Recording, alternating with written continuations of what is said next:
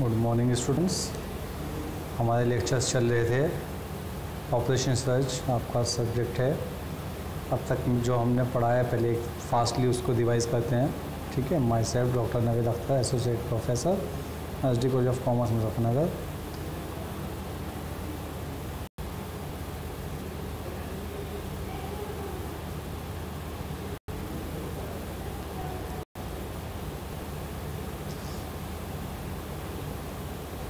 पहले हमने सिलेबस देखा था कि हमारा ऑपरेशन रिसर्च का सिलेबस क्या क्या है, ठीक है।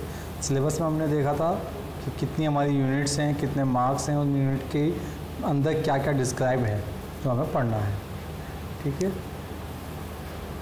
उसके बाद हमने देखे थे टॉपिक्स, क्या क्या हमारे टॉपिक्स हैं, जिसमें हमारे introduction of operation research, history of operation research, operation research in India, meaning, scope, definition, importance, features, scope, methodology, tools, techniques, operation research, limitation, ये सब हमने देखे थे।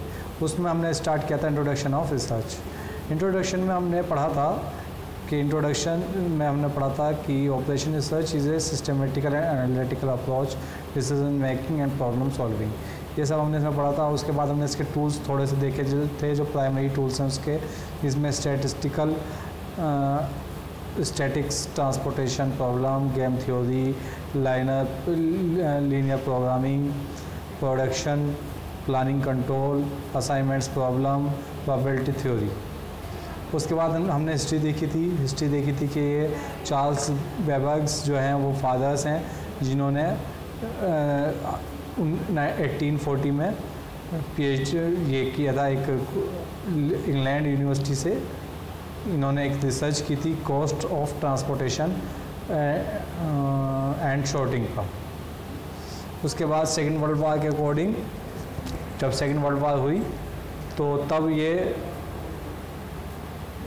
ऑपरेशन रिसर्च के थ्रू ही जो साइंटिस्ट थे, जो मैथमेटिशियन थे, उन्होंने जो भी रिसोर्सेज थे उनका मैक्सिमम यूज़ कराकर ब्रिटिश को विन करा दिया था वार में।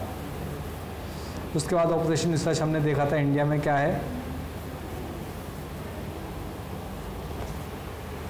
इंडिया में ऑपरेशन रिसर्च हमने देखा था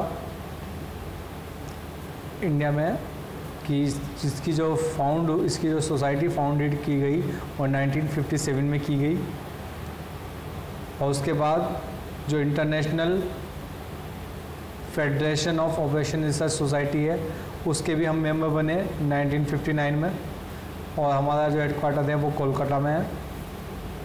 उसके बाद हमने इसके ऑब्जेक्टिव देखे थे, क्या क्या इसके ऑब्जेक्टिव हैं ऑपरेशन रिसर्च सोसाइटी के। और ऑपरेशन रिसर्च जो सोसाइटी है वो क्वार्टरली एक जर्नल निकालती है जिसको हम OP सर्च भी बोलते हैं, ठीक है। और एक डिप्लोमा भी चला रखा है, graduate diploma in operation research 1973 से। इसके बाद हमने मीनिंग देखे थे। इसके बाद हम देख लेते हैं मीनिंग्स, जो हमने वीडियो आपके यहाँ डाली थी पहले, ठीक है, उसके आगे की हैं अब ये।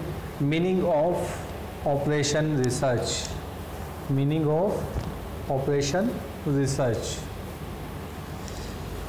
Operation research provide a quantitative technique or a scientific approach to the executive for making better decision of operation under their control. In other words, the operations research provide a scientific approach to problem solving for executive management. Operations research is not a fixed formula which can be applied to all type of problem. तो operation research कोई भी एक formula नहीं देता है fix type का जो सभी प्रॉब्लम्स का सॉल्यूशन होता है। तो ये इसके मीनिंग्स थे कुछ। इनफैक्ट ये जो है इस बाउंड्रीज इसकी क्लियर नहीं है, क्या क्या इसकी बाउंड्रीज हैं। इसके बाद हमने इसकी डेफिनेशंस देखी थी, आज देख लेते हैं फिर दोबारा से डेफिनेशन। सबसे पहली डेफिनेशन है हमारी मॉस और किम्बेल की। मॉस ऑफ किम्बल हमें scientific method of providing executive departments with A quantitative basis for decision regarding the operations under their control. यानी कि ये एक साइंटिफिक मेथड है जो एग्जीक्यूटिव डिपार्टमेंट को प्रोवाइड कराता है, क्या, क्वांटिटेटिव बेसिस पर डिसीजन रिगार्डिंग, क्वांटिटेटिव बेसिस पर डिसीजन प्रोवाइड कराता है किसके रिगार्डिंग में, ऑपरेशंस अंडर देयर कंट्रोल, वो ऑपरेशन जो इनके अंडर में कंट्रोल होता है।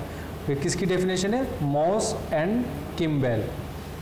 नेक्स्ट डेफिनेशन बहुत ही छोटी सी है जिसको हम पढ़ते हैं, वो है ऑर्थर क्लार्क।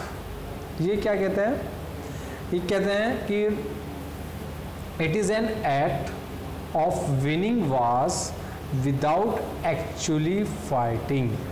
बहुत प्यारी सी डेफिनेशन है इनकी जो इन्होंने कही है कि ये एक एक्ट है जो हमें विन कराता है वार्स विदाउट एक्चुअली फाइटिंग, बिना फाइटिंग करे, बिना एक्चुअल फाइटिंग करे हमें जितने भी हमारे युद्ध होते हैं उनमें हमें, उन युद्ध में हमें विजय प्राप्त करा देता है। ये इस तरह का है, यानी कि ऑपरेशन रिसर्च वो काम है जिससे हमें युद्ध में बिना एक्चुअल फाइट के, बिना युद्ध किए ही युद्ध जीतने की आर्ट हमें मिल जाती है, ऐसा एक्शन होता है।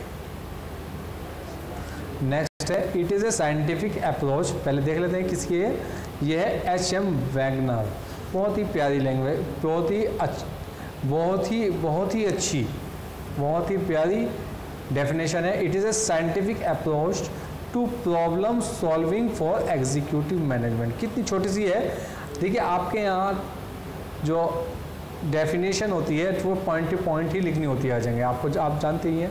तो it is a scientific approach, ये एक साइंटिफिक अप्रोच है टू प्रॉब्लम सॉल्विंग, जो प्रॉब्लम को सॉल्व करती है for executive management, executive management के लिए, ठीक है।